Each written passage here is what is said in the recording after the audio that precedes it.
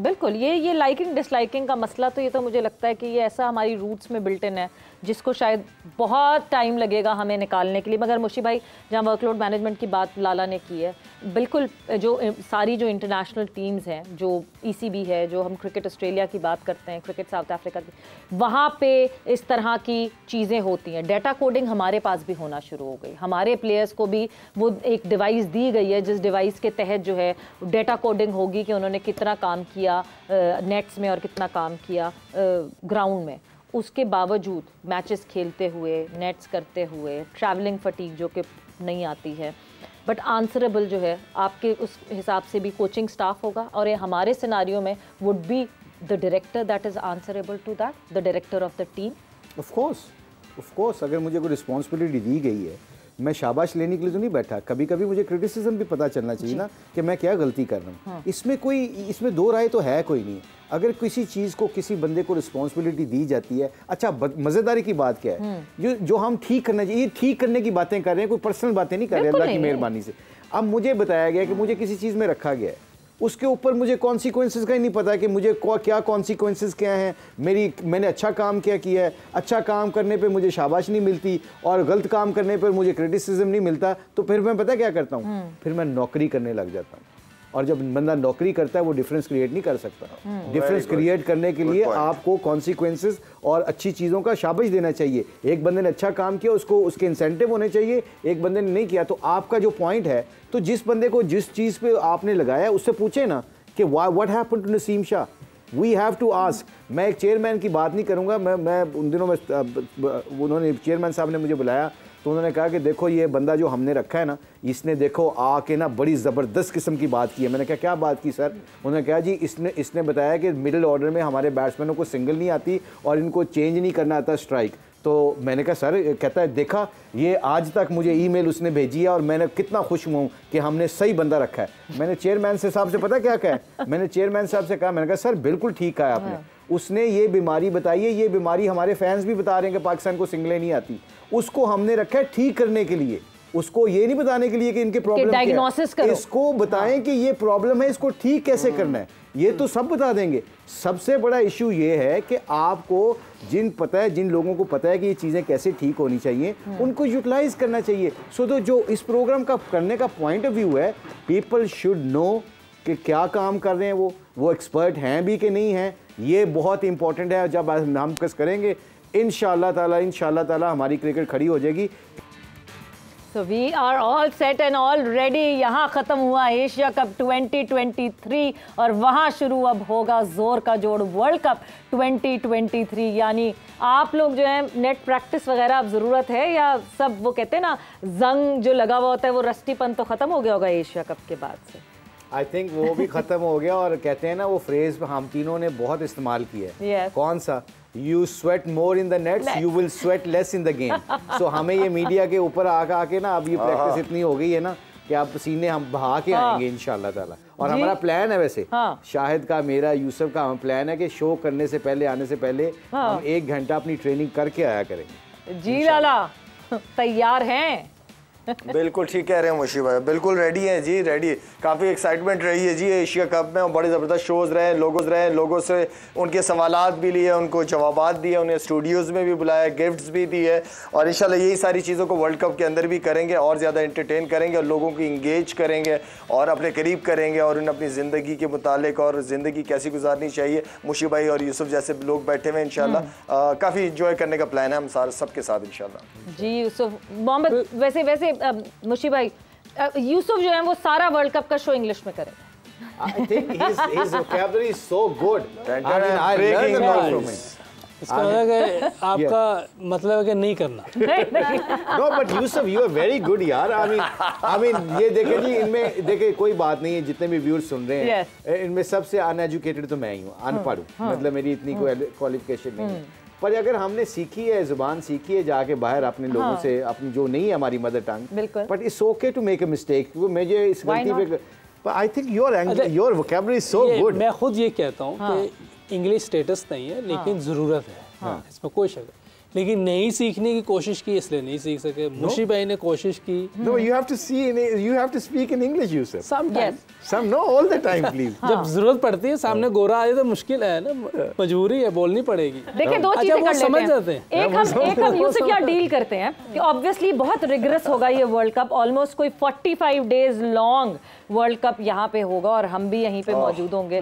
मैं बैटिंग सीखने की कोशिश करती हूँ और आप अंग्रेजी सीखेंगे। So let's make a deal. ऐसे दोनों नहीं कर सकते। I'm sorry. I think you should take your words back.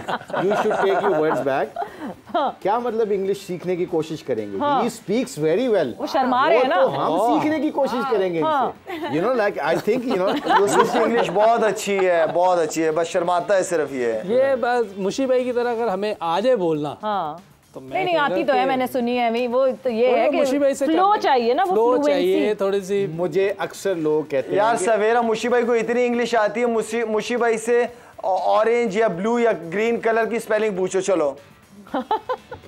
यार स्पेलिंग ना पूछो क्योंकि मैंने एन के नहीं पहनी आज। अच्छा ये वही बात है, वो जो आपने कहा था एक बार ईमेल पढ़नी थी। हाँ। शायद एक दफा पता क्या हुआ, बड़ा फनी किस्सा है ना, स्काई स्पोर्ट्स के ऊपर मैं वर्ल्ड कप कर रहा था, तो अब मेरे साथ गवास्कर बैठे हुए हैं, डेविड गावर या वो बैठे हुए थे, अपना टॉम मूडी बैठा हुआ था। अब उनको नहीं पता कि हमें बस थोड़ा बहुत अल्लाह का शुक्र है उसकी मेहरबानी इंग्लिश बोल लेते हैं, इतना पढ़ नहीं सकते। तो मैं उसने कहा, जो था एंकर था, उसने कहा कि we are coming back and I think all the guys are sending you emails, your fan, you have to read for them and just give them answer when you finish reading the emails.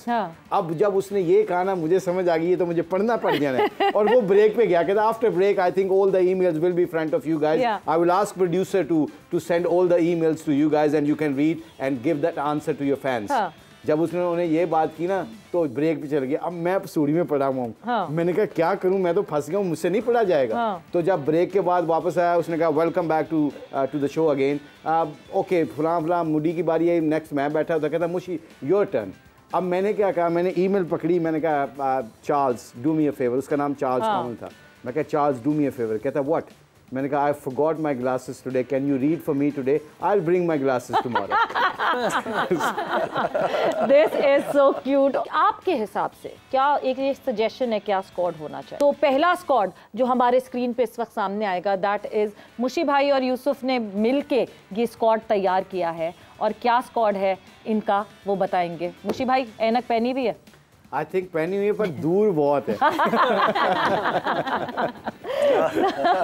और ये reading है और तो मुशी भाई की अगर मैं team की सबसे पहले बात करती हूँ, तो मुशी भाई और मोहम्मद यूसुफ की जी।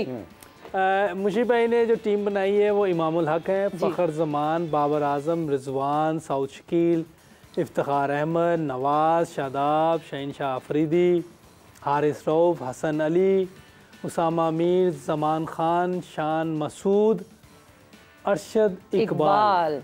Arshad Iqbal is a surprise factor जो कि हमें आपकी इस टीम में दिख रहा है, और गालिबन अबरार नहीं है यहाँ पे।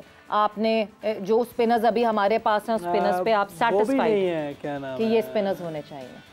अरशद इकबाल की जगह हाँ सलमान अली आगा भी मुशी भाई ने, हाँ वो शायद अभी टाइम शायद लगे उसको। एक्चुअली मैंने टेक्निकल रीजन से नहीं, मैं उसको देखा है कि शान मसूद के स्टैट्स भी एक जो लिस्ट में बहुत तगड़े हैं, और वाइट बॉल क्रिकेट में बहुत अच्छा खेल सकता है, मिडिल में भी खेल सकता है, ऊपर भी खेल सकता है। तो अगर खुदा न खास्ता फ़खर की फॉर्म ऐसे ही कंटिन्यू रही, जबकि इसके लिए उसको सिलेक्ट किया कि उन पिचों के ऊपर शायद अगर फ़खर का मोमेंटम 22-20 दिन है, रिकवर करेगा, मेंटल ब्रेक मिलेगी, प्रैक्टिस करके आएगा, तो वो एक्स फैक्टर तो है ना। तो आई थिंक ये शान मसूद को एक तो लेफ्ट हैंडर के ऊपर लेफ्ट हैंडर है, और दूसरा उसके पास एक्सपीरियंस है। वर्ल्ड कप में यू नीड एक्सपीरियंस।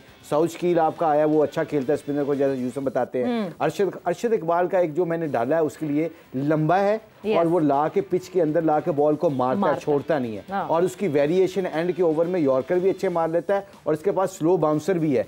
तो आपकी वेरिएशन बहुत अच्छी है। Shaheen with the new ball swings it up आगे करता है, और हारिस मारता ला के बीच अपने पेस से बॉल करेगा। अरशद इकबाल जैसे जो सीमर्स होते हैं वो ला के बीच में अगर विकेट टू विकेट खींच के पटकते हैं ना बॉल, तो इंडियन पिचों के ऊपर बड़ा मुश्किल होता है अगर आपकी मिड विकेट और मिड स्क्वायर लेग और ये एक्स्ट्रा कवर जो होते हैं, ये बहुत ऐसे बॉलर के इफेक्टिव होती है अपना विकेट लेने के चक्कर में। तो आई थिंक ये अरशद इकबाल को मैंने देखा, इसकी पेस भी अच्छी है और इसकी फिटनेस भी तगड़ी है, और इसमें अभी इमर्जिंग एशिया कप में he has performed brilliantly, very well. बिल्कुल। सो जी अगली टीम है शाहिद खान आफरीदी, लाला की टीम। लाला ने क्या स्क्वाड का यहाँ पे ऐलान किया है वो देखते हैं, लोग असल में ना समझ जाए, चीफ सिलेक्टर अब नहीं है लाला, ये टीम का स्क्वाड जो बताया है लाला ने वो सजेशन एक दी है सामने।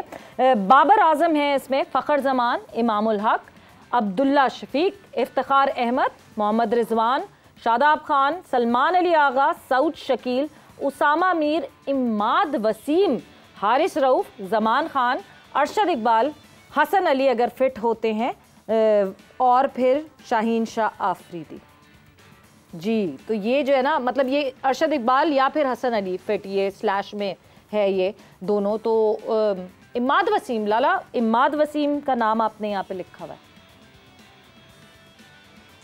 देखिए सवेरा, अगर हम ये सोच रहे हैं ना कि बहुत ज़्यादा कोई टर्निंग ट्रैक हमें इंडिया में मिलेंगे, या देखिए दो किस्म के ट्रैक मिलेंगे, या सीमिंग ट्रैक मिलेंगे या बहुत ही फ्लैट ट्रैक मिलेगा हमें, ठीक है ना। और ऊपर से वेदर भी वहाँ पे ऐसा होगा कि देखें, बात यह है कि आप हमारे पास ऑलरेडी स्पिनर्स थे, लेकिन इमाद वसीम क्योंकि आप कभी कभार फास्ट बॉलर जब अच्छा बॉल नहीं कर रहा होता, मार पड़ रही होती है, तो इमाद वसीम आपके लिए नए बॉल के से बहुत ही ख़तरनाक बॉलर है। साथ में इसके कुछ अरसे में हमने बैटिंग देखी है मैंने, तो मैं बहुत कॉन्फिडेंट फील की है इसके ऊपर, और इसने बहुत ही ज़बरदस्त इनिंग्स खेली हैं। तो आई थिंक एक बहुत बड़ा इवेंट भी होने जा रहा है, इंडिया में भी खेल रहे हैं। ये एक ऐसा प्लेयर है जो प्रेशर को हैंडल करना आता है, मेंटली स्ट्रॉन्ग है ये, और काफ़ी सीनियर भी, काफ़ी क्रिकेट भी खेली है। बाकी जो अरशद इकबाल है, अरशद इकबाल मुझे काफ़ी अरसे से बहुत पसंद है। Imad Wasim, if I am not wrong, 2016 में साथ भी था स्क्वाड में, है ना? He played there 2016 world T20 Imad Wasim played. हाँ जी बिल्कुल वहाँ पे था। और जो अरशद इकबाल की बात है वो मुशी भाई ने ऑलमोस्ट कर दी थी, मेरी भी वही था, और मैं बड़ा सरप्राइज हूँ कि मुशी भाई ने इस नाम को याद रखा। आई थिंक ये नो डाउट बहुत अच्छी क्वालिटीज़ है इसके अंदर, स्ट्रॉन्ग बिल्ड है, तगड़ा है, बॉल मार के करता है, और उन पिचों पे आपको बॉलर चाहिए जो तो तगड़ा पेस से गेंद करे। वरना अगर ये भी ना होता तो मुझे एहसानुल्लाह अगर फिट होता तो एहसानुल्लाह की भी बहुत अच्छी चॉइस थी।